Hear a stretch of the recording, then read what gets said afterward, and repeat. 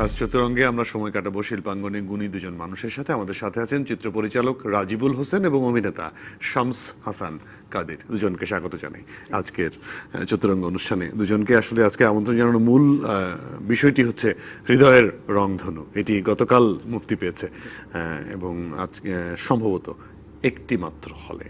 আমি দুঃখটা দিয়েই শুরু করতে চাই। এত আয়োজন 2014 থেকে আপনি কাজ শুরু করেছেন, 2014 থেকে শুরু করে এতদিন পরে মুক্তি পেল, তাও একটি হলে। কি হবে আসলে, কার জন্য বানিয়েছেন সিনেমাটা? না মানে একটি হলে দেওয়াটা আসলে আমাদের ইচ্ছে ছিল। মানে আমরা যদি বলেন যে বাংলাদেশের ফিল্ম ইন্ডাস্ট্রির যা অবস্থা, তাতে সিনেমা হলে ছবি মুক্তি না দিতে পারলে ভালো। তাই এই অবস্থা কেন? হ্যাঁ, কারণ হচ্ছে যে এটা খুব শোচনীয়। মানে ডিস্ট্রিবিউশন, মানে মেকিংয়ে তো একটা স্ট্রাগল আছেই, ডিস্ট্রিবিউশনে অনেক স্ট্রাগল আছে, কিন্তু অনেকগুলো পক্ষ আছে। আপনাকে ধরতে হবে যে হল মালিক একটা পক্ষ, ডিস্ট্রিবিউটর একটা পক্ষ, মাঝখানে আসলে এক ধরনের ব্রোকার আছে যাদেরকে, সো অনেকগুলো জায়গায় টাকা ভাগ হয় এবং হলে যে টিকিটটা বিক্রি হয় সেই টিকিটের পরিমাণটাও আসলে প্রযোজক জানতে পারে না স্বচ্ছভাবে। ফলে দেখা যায় যে প্রযোজকের টাকায় সিনেমাটা হয়, কিন্তু প্রযোজকের কাছে টাকা আসে না, বাকিরা বেঁচে থাকে। বাংলাদেশের সিনেমা ইন্ডাস্ট্রি ধ্বংস হয়ে যাওয়ার, তলানিতে চলে আসার মূল কারণটাই হচ্ছে এটা। ফলে আমরা চেয়েছি, যেহেতু মানে আমি একজন স্বাধীন চলচ্চিত্র নির্মাতা, সো আমাদের এই ছবিটি করার আগে আমরা 15 থেকে 30 বছর বয়সী ছেলে মেয়েদের উপর একটি অডিয়েন্স স্টাডি করেছিলাম। ওরা কি খায়, কি করতে পছন্দ করে, এন্টারটেইনমেন্ট কি, সো সেইটার উপর বেস করে আমাদের এই চলচ্চিত্র ভাবনা হৃদয়ের রংধনু। এবং আমরা আসলে জানি যে এই দর্শক, মানে সবাই বলেন না যে সিনেমা সবার জন্য, আমরা বলছি না যে আমাদের ছবি সবার জন্য, আমরা বলছি আমাদের ছবি 15 থেকে 30 বছর বয়সী ছেলে মেয়েদের জন্য। এই সংখ্যাটা তো অনেক, এই সংখ্যাটা অনেক, হ্যাঁ। এবং আমরা জানি যে ওরা কোথায় কোথায় যায়, কি কি ভাবে এন্টারটেইনড হতে পছন্দ করে। ফলে এই যে সিনেমা ইন্ডাস্ট্রির অবস্থা ভালো না, এবং এইখানে ওরা সিনেমা হলগুলোতেও যায় না, শুধুমাত্র লক্ষ্য করলে দেখবেন যে সিনেপ্লেক্সগুলোতে ওদের যাতায়াত আছে, আর ওদের নিজস্ব জায়গা মানে ক্যাম্পাসগুলো, ইউনিভার্সিটি, স্কুল, কলেজ। ফলে আমরা একটা বিকল্প প্রদর্শনী ব্যবস্থা উপরে বেশি জোর দিচ্ছি, যে কারণে আমরা চাচ্ছি যে সিনেমা হলে একটিমাত্র সিনেমা হলে ছবিটি রিলিজ হোক, এবং এরপরে সারা দেশব্যাপী আমরা বিকল্প প্রদর্শনী করব। কারণ 300 টাকার টিকিট দিয়ে সিনেপ্লেক্সে আপনি ছবিটি দেখবেন, প্রযোজক কত টাকা পাবে আপনার ধারণা আছে? সেখানে যদি আমি বিকল্প প্রদর্শনী করি এবং 50 বা 70 টাকাই যদি টিকিট হয়, সেখান থেকে যদি আমার 2 টাকাও আসে, সেটাও কিন্তু আমার সততার টাকা, স্বচ্ছতার টাকা। ফলে ওইটাই আসলে আমাদের মূল লক্ষ্য, স্বাধীন চলচ্চিত্র নির্মাতাদের জন্য, যারা সামনে ছবি করবে তাদের এই প্ল্যাটফর্মটাকে শক্তভাবে মানে যাতে ওরা প্র্যাকটিস করে সেইটাকে দেখানো। কারণ আমরা অনেকগুলো ফাইট দিয়েছি, হ্যাঁ, আমাদের প্রোডাকশনের মানে মেকিং এ একটা দীর্ঘ ফাইট ছিল, আমাদের সেন্সরশিপ নিয়ে একটা দীর্ঘ ফাইট ছিল। সেন্সরশিপের ফাইটের জায়গাতে আসবো আমি, যেহেতু একটি হলের মুক্তির বিষয়টাতে আছে, এটাতে আগে কথা বলিনি, তারপর অবশ্যই শামস যেহেতু প্রথম অভিনয় করেছে, প্রথম সিনেমা, প্রথম অভিনয়, এবং আপনার কাছে নিশ্চয়ই খারাপ লাগার কথা যে একটি মাত্র হলে মুক্তি পেয়েছে। না, এটা আমি আসলে খারাপ ভাবে দেখি না, এটা আমাদের ডিরেক্টর স্যারের একটা স্ট্র্যাটেজি হিসেবে আমরা দেখতে পারি জিনিসটাকে। কারণ একসাথে বেশি সংখ্যক হলে রিলিজ মানেই যে একটা সিনেমা সাফল্য এনে দিবে, এটা কিন্তু আসলে এমন কোনো কথা নেই সেটা। এবং এটা এমনও হতে পারে, একটা হলে রিলিজ দেওয়ার পর আমরা যখন অল্টারনেটিভ ডিস্ট্রিবিউশনে যাব, নর্মালি আপনারা হল নিয়ে যা আর্ন করতে পারবেন তার চেয়ে হয়তো আমরা একটু বেশি এগিয়ে থাকার পসিবিলিটিস আমাদের ক্যালকুলেশন এবং রিসার্চ বলছে সেটা। তো সেটা মাথায় রেখেই আমরা আগাচ্ছি। তাতে আপনার কোনো no, we see and take it positively.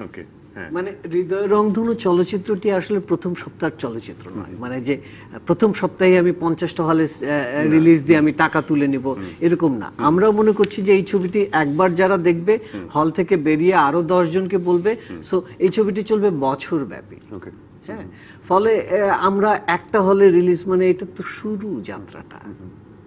আপনার আমার আজকের অনুষ্ঠানে আসার কথা ছিল আপনাদের নায়িকা যিনি অভিনয় করেছেন সার্বিয়ান অভিনেত্রী মোনা মিনা মিনা মিনা মিনা কিন্তু মিনা আজকে আসতে পারেনি আমরা মিস করেছি তাকে কিন্তু মিনাকে খুঁজে পেলেন কি করে এই সিনেমাটার জন্য? আমরা ওই যে বললাম যে গল্পটা যেভাবে আমরা অডিয়েন্স স্টাডি থেকেই যেভাবে পেয়েছিলাম যে এই সোসাইটি আসলে একটা ক্রস কালচারাল এনভায়রনমেন্টে বিলং করে, সাইবরনটিক স্পেসে। ফলে এইখানে ওরা দেশ, জাতি, বর্ণ এগুলোকে ব্লেন্ড করে ফেলে। হ্যাঁ, যে কারণে আমরা একটা ক্যারেক্টার খুঁজছিলাম, একটা বিদেশি ক্যারেক্টার থাকবে, যেটার জন্য আমরা বিভিন্ন দেশে খুঁজেছি। এবং খুঁজতে খুঁজতে আমার এক বন্ধু, আমার এক স্টুডেন্ট ফারহান, ও আমাকে রেকমেন্ড দিল মিনা তো একটা দেশে আছে, ও অন্য একটা কাজে এসেছিল, তো ওর সঙ্গে আমি মিট করতে পারি। দেন মিনাকে আমি ফেসবুকে বলি যে can we have a coffee. Then ওই কফি থেকেই আসলে ওর সঙ্গে যোগ হওয়া। এবং এটা আমার জন্য খুব প্রেরণাদায়ক ছিল যে প্রথম দেখাতেই মিনার বাংলাদেশের প্রতি যে ভাবনা, যে প্রেম, যে সততা দেখেছি, যে কারণে আমার কাছে আসলে অন্য কাউকে আর I could not think about that character. Like আসলে এই ছবির প্রত্যেকটা চরিত্রই আসলে আমার বানানো চরিত্র না, আমার সিলেক্ট করা চরিত্র। ছবিতে যাদেরকে আপনারা দেখবেন যেই নামে, তাদের মিনার আসল নাম মিনা, শামসের আসল নাম শামস, ছবিতেও তাদেরকে ওইভাবেই দেখবেন, একই চেহারা, ওরাই ওদের গল্প বলেছে। আমরা একটু টিজারটা দেখি সিনেমাটা, তারপর আমরা একটু কথা বলতে ভালো হবে মনে হয়। পথে দেয় পথের সন্ধান।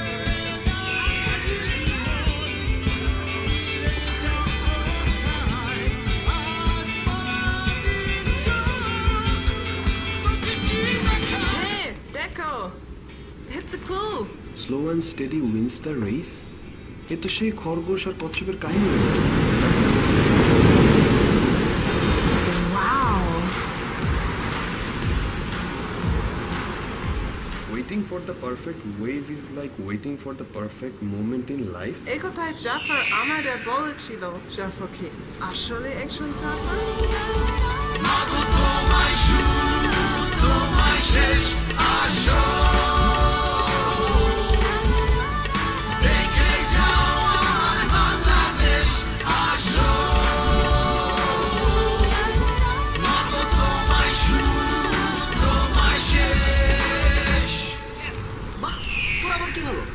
তুই দেখতে পাচ্ছিস না, আমরা একটার পর একটা ক্লু অ্যাচিভ করে যাচ্ছি। উই আর উইনিং ইট। আইনে তোরা আয়, উল্লাসের এই মেলাতে ঝিলমিলিয়ে চল মিশে যায় জীবনের উচ্ছ্বাসে। স্বপ্ন চূড়াবে উঠবো আজ শুভ হৃদয়ের রঙ্গনু। আকাশের নীল আজ গায়ে মেঘে নিয়ে হবে শরতের খেলা শুরু। হ্যাঁ, এটা কি? আচ্ছা, এটা তো মনে হয় স্বর্ণের মন্দির। Guys, let's go and check it out. আইনে তোরা আয়, উল্লাসের এই মেলাতে ঝিলমিলিয়ে চল মিশে যায় জীবনের উচ্ছ্বাসে। স্বপ্ন চূড়াবে উঠবো আজ শুভ হৃদয়ের রঙ্গনু। আকাশের নীল আজ গায়ে মেঘে নিয়ে হবে শরতের খেলা শুরু।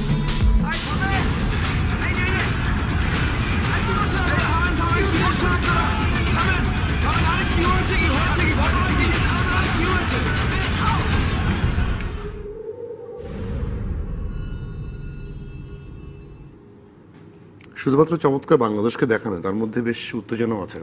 শেষ দৃশ্যটা দেখে মনে হলো এই যে সিনেমাটা আপনারা নির্মাণ করেছেন সেটি পর্যটনের বাংলাদেশকে দেখানোর জন্য, নাকি এটির মধ্যে একটা কাহিনীও আছে? না, হৃদয় রংধনু হচ্ছে বাংলাদেশের প্রত্যেকটা মানুষের হৃদয়ই তো রঙে ভরা, এবং বিশেষ করে তরুণদের রং তো ভরা আছে। আর হৃদয় রংধনুর প্রধান চরিত্র আসলে বাংলাদেশ, তারপরও না মানে আমাদের ল্যান্ড না থাকলে, আমাদের কান্ট্রি না থাকলে, আমাদের কালচার না থাকলে, সোসাইটি না থাকলে তো আমরা এক্সিস্টই করি না। সো ওই জায়গাটায় একটা গল্প আছে। এটা প্রথম শো দেখার পরে একটা অডিয়েন্স এসে আমাকে বলছিল যে আপনি তো একটি মানে মডার্ন ফেরি টেল তৈরি করে ফেললেন। তা আমার কাছে খুব অবাক লেগেছে যে প্রথম শো দেখে একজন অডিয়েন্স এসে আমাকে বলছে, কারণ আমি সত্যি আসলে তাই চেয়েছি যে একটা ফেরি টেইলের আঙ্গিকে একটা নতুন বাংলাদেশকে হাজির করা। কারণ এই যে 15, বারবার আমি বলছি 15 থেকে 30 বছর বয়সী যে মিলেনিয়াম জেনারেশন, এরা আসলে সোওয়ার্ড জেনারেশন। ওদের কোনো আইডিয়াল ক্যারেক্টার নেই, ওদের কোনো ড্রিম নাই, ওদের কোনো ফিউচার নাই। ওরা তাৎক্ষণিকতায় বিশ্বাস করে এবং এদেরকে দেশের প্রতি, ইভেন ওদের প্রতি যদি আমাকে কোনো একটা মেসেজ পৌঁছে দিতে হয় তাহলে ওদের ভাষায় পৌঁছে দিতে হবে। যে কারণে এই গল্পটার মূল ভাবনা এসেছে হচ্ছে নিরুদ্দেশ যাত্রা। মানে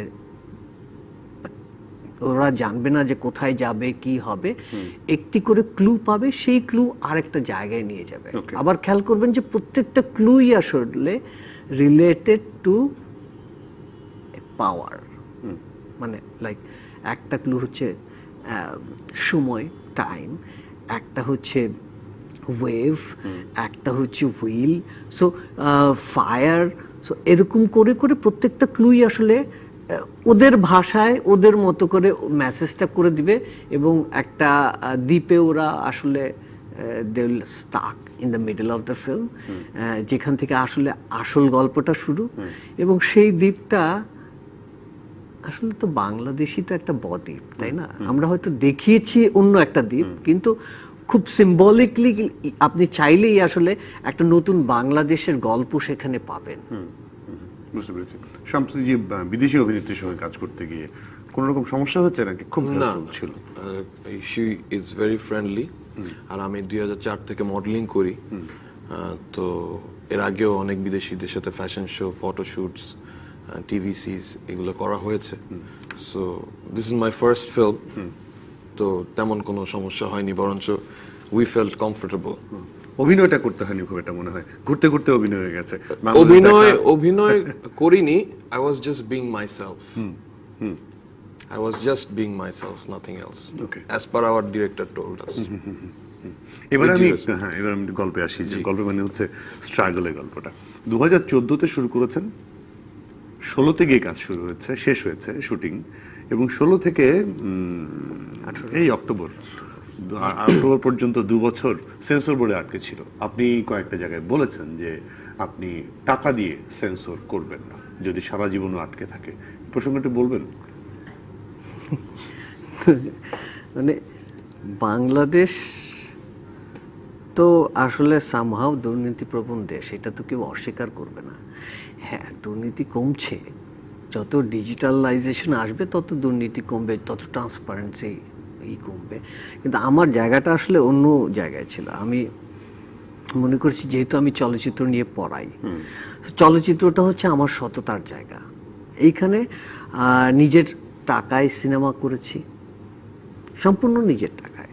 সিনেমা বানানোর পরে বাংলাদেশ পর্যটন কর্পোরেশনের কাছে গিয়েছি, বলেছি যে আমরা একটি ছবি বানিয়েছি দরদ দিয়ে, যেটা বাংলাদেশের প্রাকৃতিক সৌন্দর্যকে হাজির করবে। আপনারা চাইলে এই চলচ্চিত্রটির সঙ্গে সম্পৃক্ত হতে পারেন। হয়েছে তারা, হ্যাঁ, মানে সম্পৃক্ত হতে পারেন, কিন্তু আমরা কোনো অর্থ চাইনি। খেয়াল করেন, আমরা কোনো ব্যবসায়িক উদ্দেশ্যে, মানে আমরা চেয়েছি যে সরকার কখনো একটা দেশকে সব করে দিবে এরকম না, মানে আমাদেরকেও সাধারণ মানুষকেও সহযোগিতা করতে হবে। সেই জায়গা থেকে আমরা বাংলাদেশকে প্রমোট করার জায়গা থেকে এই ছবিটি নিয়েছি। পর্যটন আমাদের সঙ্গে খুশি হয়ে ট্যাগ হয়েছে এবং ওরা অনেক সাপোর্ট করেছে। তো এরপরে যখন আমরা সেন্সর, ইভেন পর্যটন আমাদেরকে রেকমেন্ড করেছে যে এই ছবিটির সেন্সর ফিস মওকুফ করে দেওয়ার জন্য, আমরা সেই চিঠি দিয়ে তথ্য মন্ত্রণালয়, অর্থ মন্ত্রণালয়ের মানে অর্থমন্ত্রী পর্যন্ত এই ছবিটি সেন্সর ফিস মওকুফ করে দিয়েছেন, খেয়াল করেন। দেন তারপরে সেন্সর হয়নি 2 বছর দেন ধরে। না, তারপরে আমরা সেন্সর বোর্ডে জমা দিয়েছি। সেটাই 2016-তে আপনার বোধহয় এই চুক্তিটা হয়েছিল তাদের চুক্তিটা সঙ্গে। হয়েছিল, কিন্তু তারপরেও 2 বছর সময় লেগেছে। 2 বছর সরকারের একটা সময় প্রতিষ্ঠান লেগেছিল, আপনাদেরকে সহযোগিতা শুধু করার জন্য। আমলাতান্ত্রিক। এই জায়গাটা আসবো, আমলাতান্ত্রিক জটিলতা কেন হলো, কেন হয়, কিভাবে হয়, আসলে কিভাবে বেরিয়ে যায় চলচ্চিত্রগুলো, আসবে একটা ছোট্ট বিরতির পরে। দর্শক আমাদের সঙ্গে থাকবেন, কথা বলছি আজকে রাজিবুল হোসেন এবং শামস হাসান কাদিরের সঙ্গে। আবারও স্বাগত চতুরঙ্গে। আজকে আমাদের অতিথি চিত্র পরিচালক রাজিবুল হোসেন এবং অভিনেতা শামস হাসান কাদির। রাজিবুল হোসেনের কাছে তো অবশ্যই আসবো আমলাতান্ত্রিক জটিলতার বিষয়ে। আমি একটু শামসের কাছ থেকে গল্পটা শুনে নিই। আপনি এই সিনেমায় সম্পৃক্ত হলেন কি করে? আসলে আপনাদের, শুধু আপনি না, আপনার সঙ্গে যারা ছিলেন অভিনেতা তাদেরকে হান্টিংটা কি করে হলো? আমার হান্টিংটা আমি বলতে পারি, আমি মডেলিং করছি 2004 সাল থেকে। তো মডেলিং, টিভিসি এগুলো করা হয়েছে। সিনেমার অফারও প্রায়ই আসে। বেশিরভাগ সিনেমাই লোকাল সিনেমা হয়, ইদার কলকাতা না হলে Bangladesh. But I was searching for something else which is international. আমি একটা গ্লোবাল প্রজেক্ট খুঁজছিলাম। Then this magic man knock me. আমি গিয়েছি ওনার অফিসে, আই মেট হিম, শুনলাম যে ইটস এ ইন্টারন্যাশনাল প্রজেক্ট, আমরা এই খুঁজছি, আপনার ক্যারেক্টার আমরা পেয়েছি, বাট ক্যারেক্টারের সাথে শরীর যাচ্ছে না। তো আমাকে বললো যে আপনাকে দিয়ে আমার মনে হয় না হবে। তো আমি বললাম যে স্যার, আমাকে আপনি 1 সপ্তাহ সময় দেন। ওই 1 সপ্তাহ আমি খেটে টেটে, ইট ওয়াজ লাইক হেল। আমি 1 সপ্তাহ পর গেলাম, উনি আবার আমাকে আপাদমস্তক পুরোটা দেখলো। দেখার পরে then he came up with this decision, আচ্ছা ঠিক আছে, দিস ইজ ইয়োর ক্যারেক্টার। তারপরেও আপনাকে, আপনার একটা শট আছে যেটার মধ্যে আপনার 6 প্যাক বা 8 প্যাক আমরা দেখাবো, তো ওইটা আপনি মাথায় রেখে আমাদের সাথে আগাতে পারলেই আগান। আচ্ছা, তো আমি বললাম যে আইল try my level best. And till that time, till that shot, I lost 21 kgs। এবং আপনারা যখন সিনেমা হলে যাবেন আপনারা দেখতে পারবেন ওই শটটা। থ্যাঙ্কস টু হিম, কারণ আমার আম্মুকে থ্যাঙ্কস, কারণ খাওয়া দাওয়ার যে বিষয়টা, আর আমাদের স্যারকে থ্যাংক ইউ স্পেশালি, কারণ উনি আমাকে সবসময় মোটিভেট করতো। এবং সবচেয়ে বড় কথা যে আপনার আম্মু যেটা মেনে নিয়েছেন যে আপনি খাওয়া দাওয়া ছেড়ে দিয়েছেন, এরকম একটা বিষয়। না, আম্মু আমাকে খাইয়ে 21 কেজি কমিয়েছে। আচ্ছা, I wasn't hungry any time. Okay. Orange খেতাম, ফল খেতাম, বাট নো কার্ব। কারণ না খেলে তো ফিট হয়ে পড়ে যাবো, তো স্ট্যামিনাও লাগবে, এর উপরে ওয়ার্কআউট করতে হচ্ছে, জিমে সুইমিং করতে হচ্ছে কাট ডাউন করার জন্য। ওকে, রাজীব হোসেন, আপনি আমলাতান্ত্রিক জটিলতার কথা বলেছেন। আমলাতান্ত্রিক জটিলতার সঙ্গে আমি একটু যুক্ত করে দিই, সেটা হচ্ছে যে আপনি বলেছেন আপনি নিজের পয়সা সিনেমা বানিয়েছেন। নিজের পয়সা সিনেমা বানাতে গিয়ে আমি যেটা মনে করি, অবশ্যই ভালোবাসা এবং পাগলের মতো সিনেমার জন্য ভালোবাসা না হলে নিজের পয়সা, এতগুলো পয়সা খরচ করে সিনেমা বানাতে আসা, রিস্ক নিয়ে এই অবস্থায় খুব কঠিন। কেন এলেন আসলে? এবং যদি বলি যে একটু ভিন্ন মাত্রার সিনেমা, তো অবশ্যই আপনি সবার জন্য সিনেমা বানাননি, আপনি বলেছেন। হ্যাঁ, মানে হৃদয়ের রংধনু আমার 5ম ছবি। এর আগে আমি 4টা ছবি বানিয়েছি। আমার প্রথম ছবি বালুঘড়ি, 2006 এটা রিলিজ হয়েছে, যেটা বালুঘড়ি বাংলাদেশে প্রথম ডিজিটাল ফরম্যাটে নির্মিত চলচ্চিত্র। আমার দ্বিতীয় ছবি উনাদিত্য, সেটাও ডিজিটাল মিডিয়াম ব্যবহার করে নির্মিত চলচ্চিত্র। ওই দুটো চলচ্চিত্রই আসলে বিদেশে ফেস্টিভ্যালগুলোতে প্রদর্শিত হয়েছে, দেশেও লিমিটেড ইসেতে প্রদর্শিত হয়েছে। কারণ 2009-এর আগ পর্যন্ত আসলে বাংলাদেশে ডিজিটাল টেকনোলজিকে সিনেমার মিডিয়াম হিসেবে গ্রহণ করা হয় নাই। হ্যাঁ, তো সেই ফাইটটা কিন্তু আমি দিয়ে এসেছি। এবং আমি আমার প্রথম ছবি বানাতে গিয়ে আমার সবচেয়ে বড় লার্নিং ছিল যে হ্যাঁ, আমি প্রথম ছবি বানিয়ে ফেলেছি, তার মানে I know how to complete A film. হ্যাঁ, এবং প্রত্যেকটা ছবি আমার জন্য এক্সপেরিমেন্টাল ছবি। মানে যেহেতু চলচ্চিত্র নিয়ে পড়ানোর কারণে যেটা হয় কি, বাংলা ভাষায় এক্সাম্পল ফিল্ম নাই। হ্যাঁ, বালুঘড়ি ছিল প্রথম অ্যান্টি ন্যারেটিভ ফিল্ম, যেখানে কোনো গল্প ছিল না। 96 minutes, there was no story, and audience যারা দেখবে they will create their own story. Even second ফিল্মে উনাদিত্যে সাঁওতাল ওরাও সম্প্রদায়দের গল্প নিয়ে করা এবং খুবই পোস্ট মডার্ন অ্যাপ্রোচে ওটা করা এবং ইন্টারন্যাশনালি অ্যাক্লেইমড হয়েছে। আমার থার্ড ফিল্মটা ছিল পিওর ডকুমেন্টারি। এইটা ডকুমেন্টারির ভাষায় সবচেয়ে লেটেস্ট যেটাকে বলে পারফর্মেটিভ ডকুমেন্টারি, বিল নিকলসনের যেই থিওরি যেখানে শেষ হয়েছে তারপর থেকে বেসিক্যালি এটা শুরু। মানে সিনেমা আসলে শুধু গল্প বলবে না, সিনেমা জীবন পরিবর্তনের সত্যকে হাজির করবে। হ্যাঁ, কবিতা যেরকম একটি লাইন লেখার পরে দ্বিতীয় লাইন আসে, সিনেমাতেও একটি সিকোয়েন্স নেওয়ার পরে দ্বিতীয় সিকোয়েন্সের জন্ম হবে, কারণ সেই সিনেমাটা সময় তৈরি করবে। এটা ছিল আমার দ্য বিগিনিং, যে কারণে ওই ডকুমেন্টারিটার নাম ছিল মৃত্যু পারে বাড়ি, life in the source of death. সেটা পিওর ডকুমেন্টারি।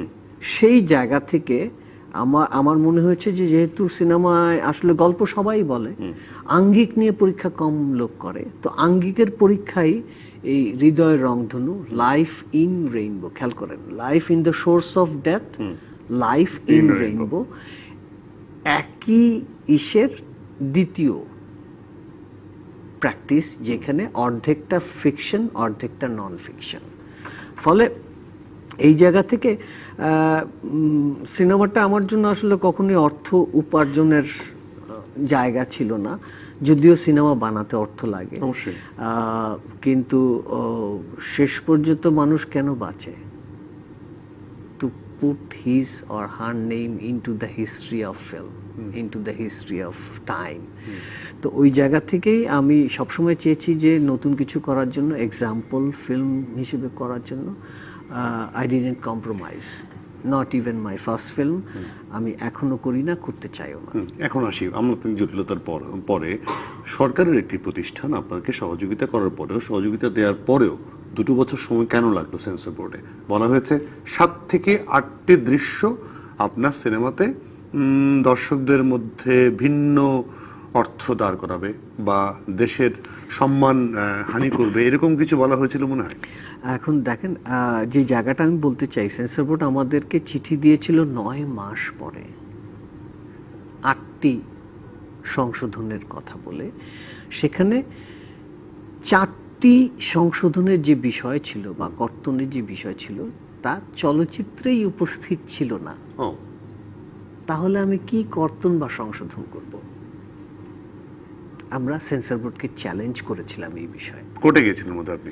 কোর্টেও গিয়েছিলাম শেষ পর্যন্ত, হ্যাঁ, উচ্চ আদালতেও গিয়েছিলাম, উচ্চ আদালত আমাদের পক্ষে রায় দিয়েছিল এবং আনফরচুনেটলি উচ্চ আদালতে যেই নির্দেশ ছিল 30 দিনের মধ্যে চলচ্চিত্রটি ছেড়ে দেওয়ার বা ডিসিশন দেওয়ার, সেন্সর বোর্ড সেটাকেও অবজ্ঞা করেছিল। এরপরে আমরা সেন্সর বোর্ডকে আবার উকিল নোটিশ দিয়েছিলাম। তারপরে ততদিনে যেটা হয়েছে, সেন্সর বোর্ডের যে প্রশাসন, মানে এটাই হচ্ছিল আমলাতন্ত্রের ভালো মন্দ যাই বলেন না কেন।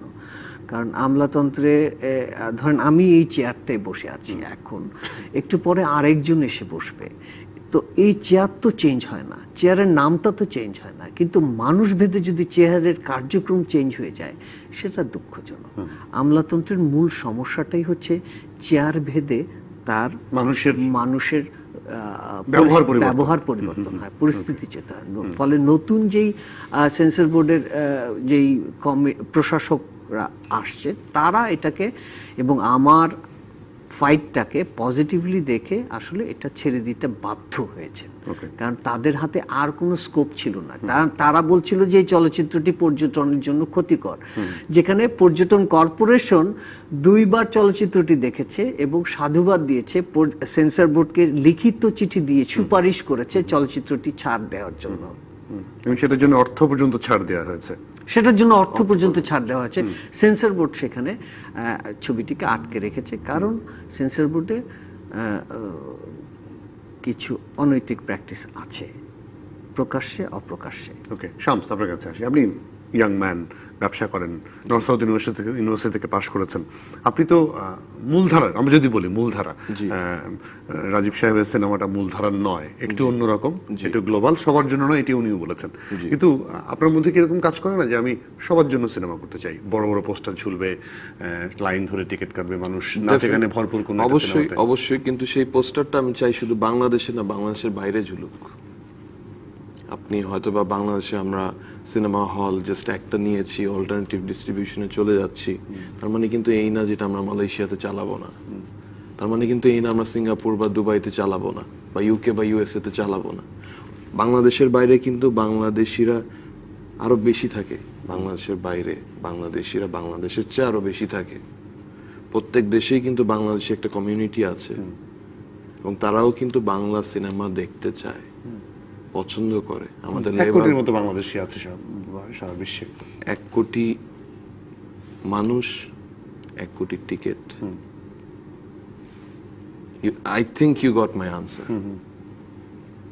ওকে, রাজিবুল হোসেন, যেটা তারেক মাসুদরা আসলে এক ধরনের যুদ্ধ করে গেছেন, ওই যে আপনি যে বললেন অল্টারনেটিভ ভাবে মানুষকে সিনেমা দেখানোর, সেই যুদ্ধটা কিন্তু এখনো চলছে। যুদ্ধ কিন্তু থেমে যায়নি এবং প্রতিনিয়ত আমার মনে হয় বাড়ছে। এবং এই অল্টারনেটিভ ওয়েতে সিনেমা দেখাতে গিয়ে আপনাকে একটা হল ভাড়া করতে হবে সবগুলো। আপনি যদি জেলায় জেলায় দেখাতে চান, আপনি যদি জেলা শিল্পকলা একাডেমিতে দেখাতে চান, সেখানে হল ভাড়া করে দেখাতে হবে, সেটারও কিন্তু অনেক ধরনের খরচ আছে।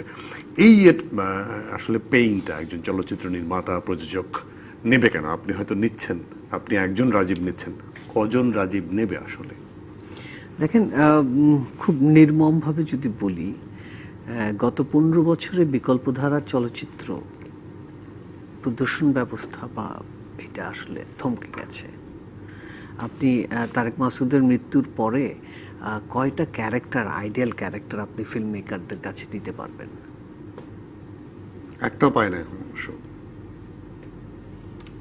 এবং ফেডারেশন অফ ফিল্ম সোসাইটি বলেন, শর্ট ফিল্ম ফোরাম বলেন, এবং চলচ্চিত্র পরিচালক সমিতি বলেন, প্রযোজক সমিতি বলেন, সবগুলো জায়গায় আসলে এত পুরনো ধ্যান ধারণা নিয়ে হাজির, এবং পুরনোরা মানে বয়স্করা নিজেদের জায়গা ধরে রেখেছে, হ্যাঁ, এবং নতুন ধারণা, নতুন কনসেপ্ট নিতে অস্বীকার করছে, এবং তরুণদেরকে উৎসাহিতও করছে না। ওই অর্থে আমি যদি বলবো, হ্যাঁ, সেখানে একজন শিক্ষক হিসেবে আমি কি করতে পারি? আমার অবস্থান কি? কারণ আমি তো ক্লাসে পড়াই, এরাই তো গিয়ে আসলে পরবর্তীতে চলচ্চিত্র নির্মাণ করবে, এরাই আমাকে বলবে যে স্যার আপনি ক্লাসে যা পড়িয়েছেন বাস্তব চেহারা ভিন্ন। So I need to set them an example. That's why স্ট্রাগলটা আমাকে নিতে হবে, মানে আমার দায়বদ্ধতা এটা। কারণ প্রত্যেকটা জিনিস আমি সবসময় মনে করি যে কেন আমি এই কাজটা করব, এই কাজটা আমি না করলে জগতের কি এমন ক্ষতি হবে। যদি মনে হয় যে এই কাজটা আমাকেই করতে হবে, তাহলেই আমি ওই কাজটা করব। কারণ আমার কোনো চলচ্চিত্র আসলে আমি বানাইনি, আমার চলচ্চিত্র আমার সময় আমাকে দিয়ে বানিয়েছে, আমি মাত্র একটি সহায়ক উপাদান বলতে পারেন। ফলে স্ট্রাগলটা করতেই হবে। কিন্তু সেই স্ট্রাগল করতে গিয়ে আপনি আসলে সেই রাজশাহী বিশ্ববিদ্যালয়ের শিক্ষকতা ছেড়ে ঢাকায় এসেছেন, ঢাকায় একটি প্রাইভেট বিশ্ববিদ্যালয়ে পড়িয়েছেন, এখন একটি ইনস্টিটিউট করছেন, এবং সেই মাধ্যমে আপনি যাদেরকে শেখাচ্ছেন, আপনি শুধু না, বিভিন্ন বিশ্ববিদ্যালয়ে কিন্তু ফিল্ম স্টাডিজের বিষয়ে পড়ানো হচ্ছে। যারা পড়ে আসছে আসলে তারা কতটুকু পড়ে আসছে, কতটুকু পড়াটা কাজে লাগাচ্ছে আপনি দেখতে পাচ্ছেন। আমি এই প্রশ্নের উত্তরে আসবো বিরতির পরে। দর্শক আমাদের সঙ্গে থাকবেন, ফিরছে শিগগিরই। আবারও স্বাগত চতুরঙ্গে। আজকে আমাদের অতিথি রাজিবুল হোসেন এবং শামস হাসান কাদির। রাজিবুল হোসেন, যে প্রশ্নটি করেছিলাম বিরতি যাবার আগে, একটু উত্তর নিয়ে নিই, তারপর শামসের কাছে একটু যাব। প্রশ্নটি আরেকবার। ওকে, আপনি হয়তো ভুলে গেছেন। আমি বলেছিলাম রাজশাহী বিশ্ববিদ্যালয়ের শিক্ষকতা ছেড়ে ঢাকায় এসেছেন, ঢাকায় এসে একটি প্রাইভেট বিশ্ববিদ্যালয়ে পড়িয়েছেন, এখন একটি ইনস্টিটিউটের মাধ্যমে বিভিন্ন বিশ্ববিদ্যালয়ে পড়াচ্ছেন। এই যে পড়ানোর মাধ্যমে যে শিক্ষার্থীরা বেরিয়ে আসছে, আসলে তাদের কাছ থেকে আমরা ফিল্ম কি পাচ্ছি সেরকম ভাবে? একটা জিনিস মাথায় রাখতে হবে যে বাংলাদেশে আসলে চলচ্চিত্র শিক্ষা কার্যক্রমের বয়স বেশি না, শিক্ষা কার্যক্রম ছিলই না আগে। তো এইটাকে ম্যাচিউর হতে সময় দিতে হবে, এত তাড়াতাড়ি আপনি পাবেন না। 4 বছরের একটা অন গ্র্যাজুয়েশন করবে, 2 বছরের মাস্টার্স করবে, তারপরে ওরা প্রফেশনাল ফিল্ডে আসবে, তাকে ম্যাচিউর হতে 8 থেকে 10 বছর দিতে হবে। So it's a long term vision.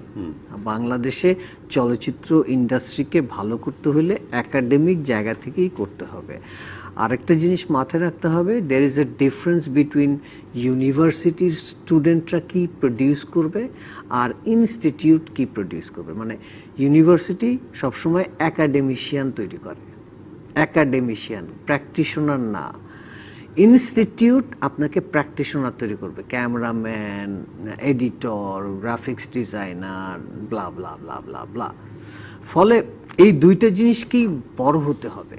আমাদের এখানে ফিল্ম ইনস্টিটিউট হয়েছে এই মাত্র 2 বছর না 2.5 বছর হলো, হ্যাঁ। তো এদেরকে তো বের হয়ে আসতে হবে। আর এই কারিকুলামটাও ম্যাচিউরড হয় না, ইনস্টিটিউটের কারিকুলাম ম্যাচিউরড হয় না। ইভেন ইউনিভার্সিটিগুলো, অনেকগুলো ইউনিভার্সিটি ফিল্ম নিয়ে পড়াচ্ছে, কিন্তু এই যে কোয়ালিটি এডুকেশনের যে ইন্ডিকেটর, সেই ইন্ডিকেটর 18টা ইন্ডিকেটর সবাই ফলো করছে কিনা সেটাও আসলে দেখবার বিষয় আছে। শামস, আপনি অভিনয় এসেছেন, মডেলিং আগে থেকেই করেন, আপনি গল্প প্রসঙ্গে বলেছিলেন আপনার নানার 2টো সিনেমা হল ছিল। জি জি, কিন্তু একটা তাজমহল সময় সিনেমা হল এবং শাবিস্তা হ্যাঁ সিনেমা হল সেটি বন্ধ হয়ে এখন সেখানে মার্কেট হয়ে গেছে। এখন মার্কেট এখন এইরকম ইতিহাস কিন্তু বাংলাদেশে অসংখ্য হচ্ছে। এখন সবকিছু মিলে বোধহয় 250টার মতো হল আছে। জি।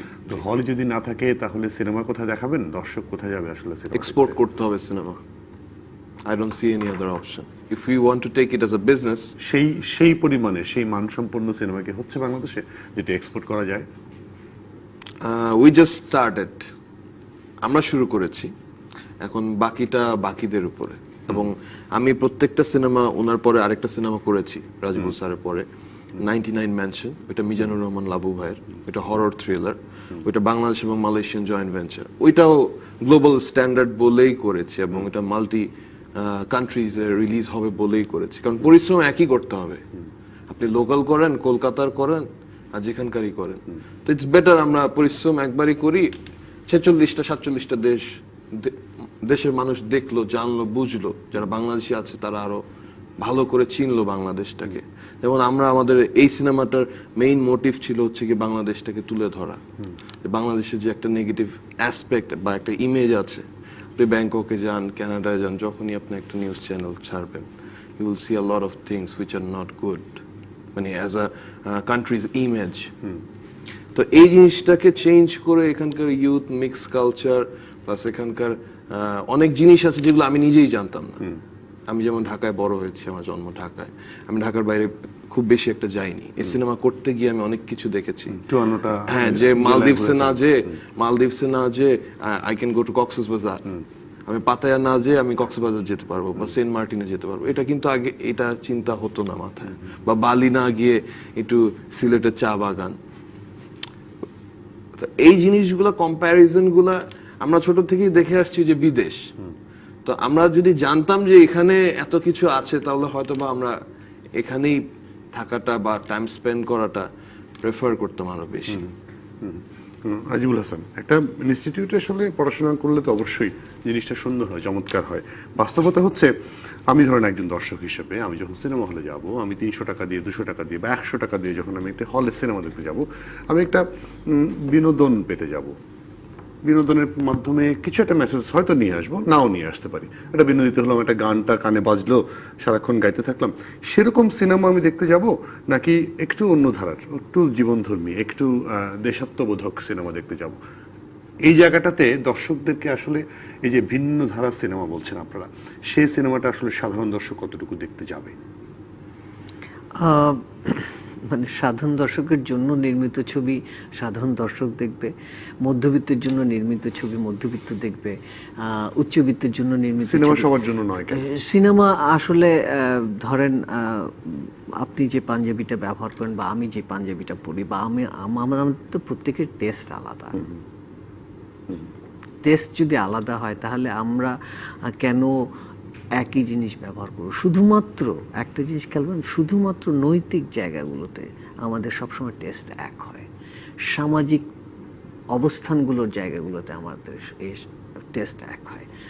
সাংস্কৃতিক জায়গাগুলোতে আমাদের টেস্টের কমননেস থাকে। সো ওই ছবিগুলো হতে পারে সবার জন্য, এবং ওইটাকে মাথায় রেখে আমরা ছবি কটা বানাই আসলে। বাণিজ্যিক ছবি বাণিজ্যের জন্য যদি হয় তাহলে অবশ্যই মনে করে রাখতে হবে যে না, আমাদের বাংলাদেশে এখন মধ্যবিত্তের সংখ্যা হচ্ছে 46%, আমি কথার কথা বললাম, তাহলে এই 46%-এর জন্য এই এত মানুষ আছে, এইখানে আমি এত টাকা ইনভেস্ট করলে এত টাকা রিটার্ন পাবো যদি আমি তাদেরকে হলে নিয়ে যেতে পারি। এই বিজনেস ক্যালকুলেশন তো বিজনেসম্যানের। ফলে কমার্শিয়াল ফিল্ম করতে হলে সবসময় আপনাকে যেতে হবে সেগমেন্টেড অডিয়েন্সের জায়গায়।